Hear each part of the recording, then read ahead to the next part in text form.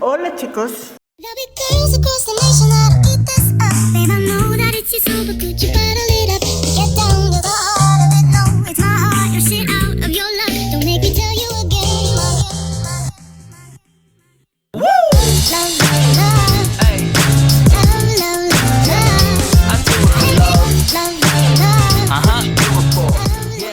Buen día. Hoy iniciamos nuestra quinta y última lección de competencias comunicativas. Nuestra frase del día dice: el dinero hace personas ricas, el conocimiento las hace más sabias, pero la humildad hace grandes personas. El tema que vamos a tratar en el día de hoy se llama lectura como medio para analizar y comprender la información y la función social de la escritura. Veamos primero, ¿qué es leer? Ya lo dijimos anteriormente que leer y el escribir son las dos últimas habilidades lingüísticas que tiene el ser humano y van unidas. Entonces, ¿qué es leer? Leer es imaginar, reflexionar, interpretar, recrear, comprender y establecer relaciones, y es comparar, ¿sí? Es producir un significado a lo que nosotros estamos leyendo. Bueno, pero ¿qué es la lectura? Entonces tengamos aquí en cuenta algo. Dice que la lectura es el proceso de ¿qué? De recuperación y aprehensión de algún tipo de información o ideas almacenadas en un texto y transmitidas mediante algún tipo de códigos. Acordémonos que los códigos son los mismos símbolos que se utilizan para escribir. ¿Y qué es lo que hace la lectura? Interpretar esos códigos. Entonces veamos una cosa para que podamos entender aquí en esto. El leer es la acción que yo estoy haciendo. ¿Para qué? Para interpretar un texto, y el texto o la lectura es la parte que se llama el sustantivo, porque es la cosa, ¿sí? Ahora, dentro del proceso de leer tenemos tres actores. Primer actor, el autor. El segundo actor en este proceso de leer es el texto en sí, y la tercera persona o el tercer actor es el lector. Bien, ahora, ¿pero qué es la comprensión? La comprensión es la capacidad que posee todo individuo. Nadie puede decir que yo no comprendo. Todos comprendemos y entendemos y elaboramos significados de las ideas relevantes de los textos escritos. Ahora bien, resulta que nosotros, ¿por qué a veces no podemos leer o entender o comprender lo que leemos? ¿Por qué? Porque es que resulta que nuestra velocidad de lectura es muy lenta. ¿Sí? No es que no me rinde leer, pero usted es que no le rinde, es re lento. No, lo que pasa es que ese es un hábito que nosotros tenemos para nosotros no poder leer bien. El otro hábito que tenemos nosotros es la escasez o la dificultad que tenemos nosotros para comprender el texto, y la otra es que se pierde fácilmente el hilo cuando nos distraemos. ¿Por qué se pierde la comprensión de la lectura? Porque no conocemos muchas veces palabras que están escritas dentro del mismo texto que no nos permiten como entender qué es lo que nos quiere decir el autor, ¿sí? A veces es necesario leer todo el texto y todo el contexto. ¿Qué es el texto? La parte que estoy leyendo, y el contexto es todo lo que los demás escritos que me están rodeando el texto.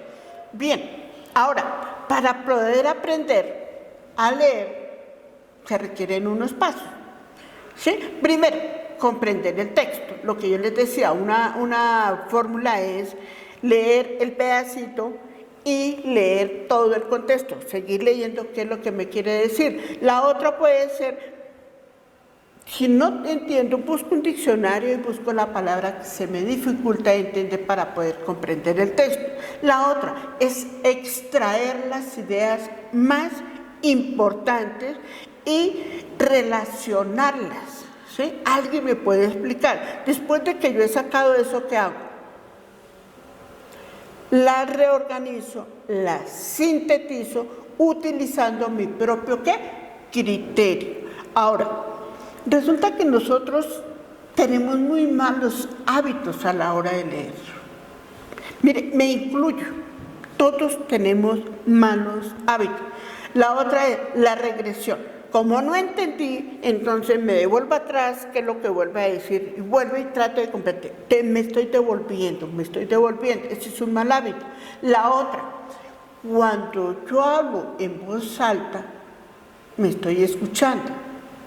Pero si yo no vocalizo lo que estoy leyendo, no estoy entendiendo nada, ¿sí?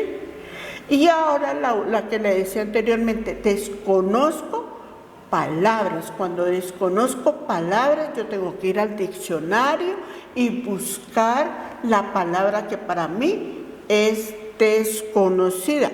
Ahora la otra aquí. Resulta que nosotros tenemos la otra es unas estrategias. Veamos aquí unas estrategias. Primero, hacer una prelectura o una lectura reflexiva. Lo más fácil. Me voy, leo la primera página, una de la mitad y una de la última. Ya, cogí la idea. O leo el índice para determinar el contenido, ¿sí? La otra es hacer una lectura crítica, leer otros personajes que hayan escrito sobre el mismo tema, preguntarle a las personas que saben, hacer después una reflexión de las ideas que yo saqué, hacer una lectura reflexiva de lo que más pueda yo comprender. Ahora bien, durante la etapa de la escritura, yo tengo que tener un antes, un durante y un después. Un antes, entonces lo que yo le decía, revisa los contenidos. Un durante, subrayo, saco apuntes, hago unas fichas memográficas. Y un después, analizo lo que estudié. Existen muchas técnicas, ¿sí? Pero vamos a ver aquí una nomás. Estamos la lectura de voz alta, la lectura silenciosa, la lectura secuencial, la lectura puntual y la lectura rápida. Bien, ahora existen unas técnicas que yo necesito aprender y que debemos aprender y que hay unos estudiosos que han determinado cuáles son.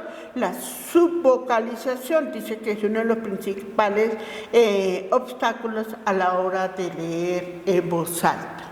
Entonces, para poder entender lo que les venía diciendo atrás, para entender y comprender lo que estoy hablando, debo vocalizar muy bien, hacer una lectura diagonal.